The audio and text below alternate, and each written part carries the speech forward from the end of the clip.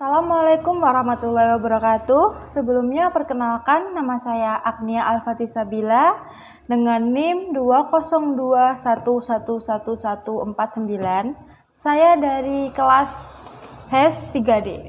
Di sini saya akan membahas mengenai filsafat hukum Islam dengan judul Sejarah Hukum Islam dalam Pandangan Pakar Hukum Islam. Dalam bab ini atau dalam pembahasan ini saya akan menjelaskan mengenai 3 bab atau 3 poin. Yang pertama yaitu konsepsi formal substantif hukum Islam. Yang kedua yaitu konsepsi tentang sumber hukum, tentang sumber dan periodisasi hukum Islam. Dan yang ketiga yaitu konsepsi metode penggalian hukum Islam. Langsung saja kita memasuki pada bab yang pertama, yaitu konsepsi formal substantif hukum Islam. Dalam salah satu pakar hukum Islam, yaitu Juhaya Praja, beliau menegaskan bahwa pakar hukum Islam yaitu menyatakan bahwa sumber hukum Islam itu terdiri dari 3. Yang pertama tentu saja Al-Quran selaku firman Allah SWT, dan yang kedua sunnah atau hadis Nabi, dan yang ketiga ijtihad.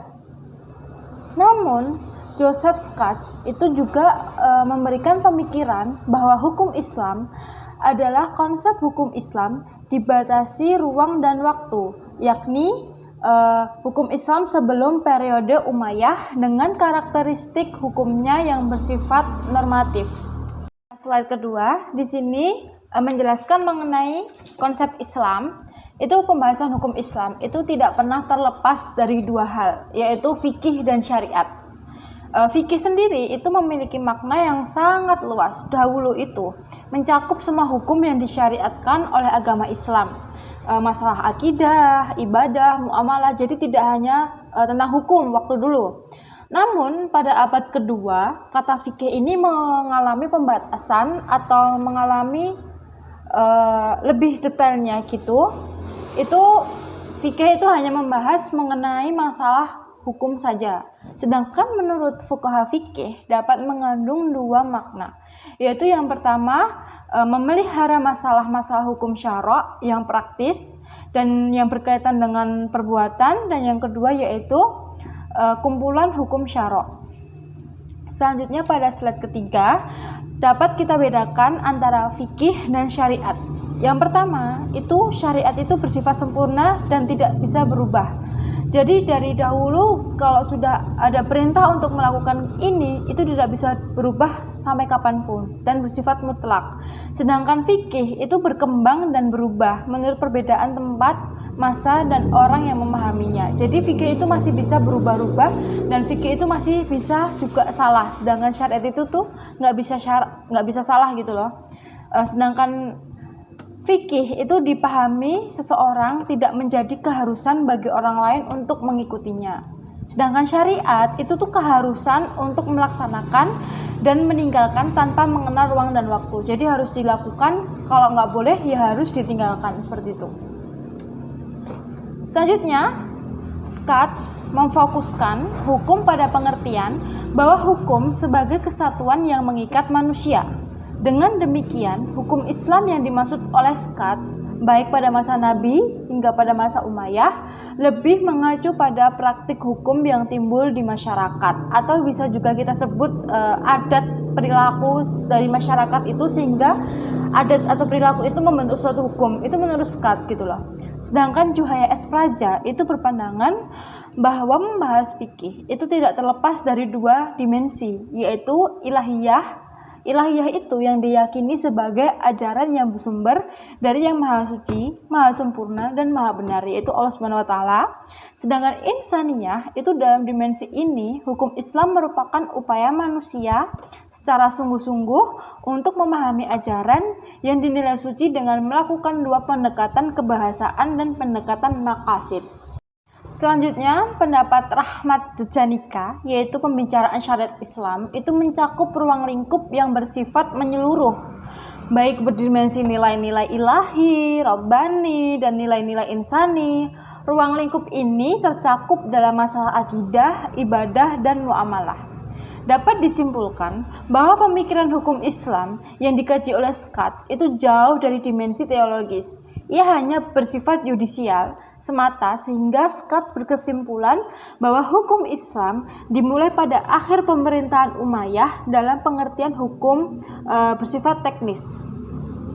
Selanjutnya, pendapat Jono Suekanto mengatakan bahwa orang-orang yang mengetahui apa yang dinamakan hukum pada umumnya berpendapat bahwa hukum yang baik adalah hukum yang hidup di masyarakat, dilakukan oleh masyarakat, dingayomi oleh masyarakat.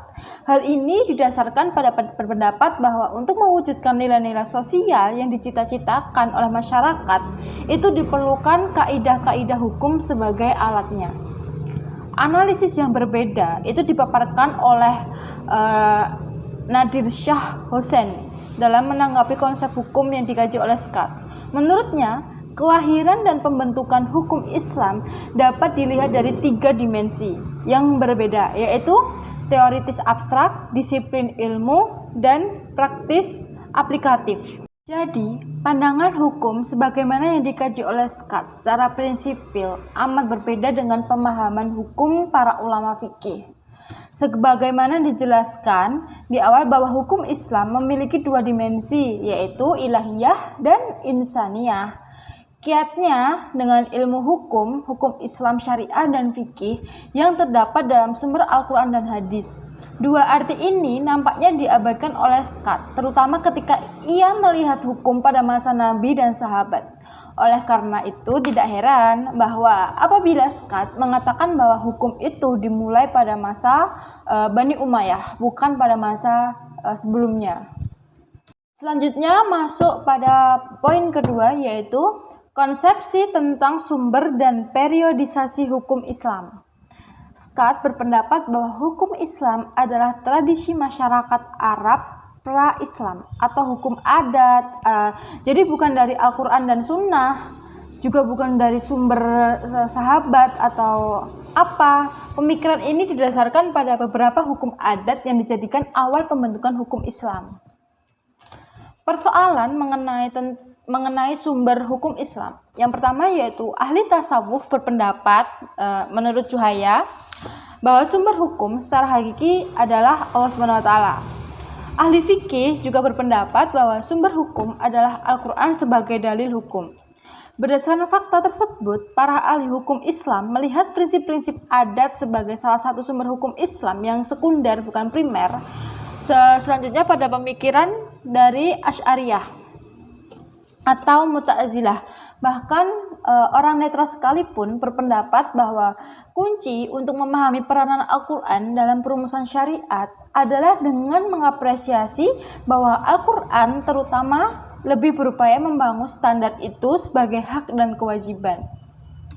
Selanjutnya, lebih tegas lagi diungkapkan oleh Coulson bahwa Al-Quran bukanlah kumpulan-kumpulan hukum atau bahkan buku hukum, melainkan sesuatu yang memiliki daya tarik bagi umat manusia untuk menaati hukum Tuhan yang sudah lebih dahulu diwahyukan atau mungkin dapat ditemukan, bahkan salah besar mengabaikan pengaruh Al-Quran dalam penciptaan perundang-undangan Islam.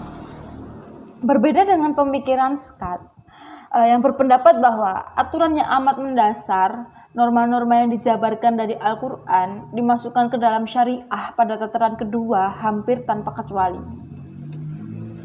Pemikiran Scott selanjutnya adalah mengenai sunnah Nabi, bukan sebagai suatu sumber hukum Islam kedua, melainkan tradisi atau sunnah dari berbagai aliran pemikiran, baik dari Mekah, Kufah, Madinah, dan Irak, baik pada masa Nabi Muhammad SAW atau pada masa sebelum akhir pemerintahan Umayyah. Pemikiran ini berdasarkan pada beberapa penemuannya tentang buku hadis pada masa Imam Syafi'i. Pemikiran lain dari Scott adalah Al-Quran tidak memberikan standar teknis tentang hukum. Selanjutnya, Scott membandingkan antara versi tradisi awal dan versi tradisi terkemudian. Ia menemukan bahwa dalam periode selanjutnya terdapat tradisi yang tidak ada pada periode sebelumnya. Ini berarti bahwa metode periode itu adalah palsu. Selanjutnya, pengertian sunnah menurut pandangan Skat bahwa konsep sunnah muncul relatif terkemudian berbeda dengan Fazlur Rahman yang menyatakan bahwa konsep sunnah telah ada sejak semula. Jadi dua tokoh ini berbeda pendapat. Sedangkan kedudukan ijma atau kias secara prinsipil tidak berbeda antara pandangan Skat dengan pakar hukum Islam. Perbedaannya terletak pada pendapat Skat bahwa kedua sumber tersebut berasal dari tradisi Yahudi, bukan berasal dari Islam. Sedangkan dari pakar hukum Islam, ijma dan kias itu berasal dari agama Islam itu sendiri. Masuk ke poin ketiga, yaitu konsepsi metode penggalian hukum Islam. Menurut Juhaya S. Praja menjelaskan bahwa sumber hukum Islam berdimensi uluhiyah. Paling tidak ada 4 pendekatan yang harus digunakan dalam penelitian. Yang pertama yaitu teologi filsafat, dan yang kedua yaitu pendekatan filsafat atau filsafat hukum Islam, dan yang ketiga adalah sejarah, dan yang keempat adalah ilmu-ilmu sosial. Hukum Islam itu sebagaimana filsafat pada umumnya, menjawab pertanyaan-pertanyaan yang terjangkau oleh ilmu hukum. Dengan demikian, filsafat hukum Islam itu memiliki objek, baik teoritis maupun praktis. Objek teoritis filsafat hukum Islam adalah objek kajian yang merupakan teori-teori hukum Islam. Yang pertama yaitu prinsip-prinsip hukum Islam, dan yang kedua yaitu dasar-dasar dan sumber-sumber hukum Islam, yang ketiga tujuan hukum Islam, yang keempat asas hukum Islam, dan yang kelima yaitu kaidah-kaidah hukum Islam. Sementara objek praktis filsafat hukum Islam yaitu contohnya mengapa manusia melakukan muamalah dan mengapa manusia harus diatur oleh hukum Islam.